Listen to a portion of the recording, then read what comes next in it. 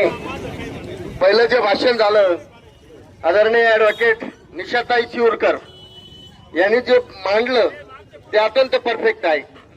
याच्या अगोदर काही वक्त्यांनी सांगितलं की मित्रांनो, या ठिकाणी डॉक्टर बाबासाहेब आंबेडकरांनी या देशासाठी स्वातंत्र्यासाठी एक लोकशाही दिली आणि त्या लोकशाहीचे पाय मल्ले करण्यासाठी काही मनुवादी लोक या ठिकाणी षडयंत्र करतात आणि एकच समाजाला टार्गेट करतात की डॉक्टर बाबासाहेब आंबेडकरला जे देव मानतात, जे हृदय मानतात, ह्या समाजाला टार्गेट करण्याचं काम या ठिकाणी चालू आहे।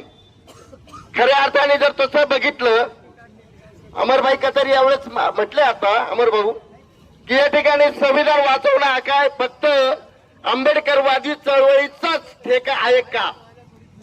आपण खऱ्या अर्थाने जर विचार केला तर डॉक्टर बाबासाहेब आंबेडकरांनी फक्त एका जातीसाठी संविधान लिहिलं का?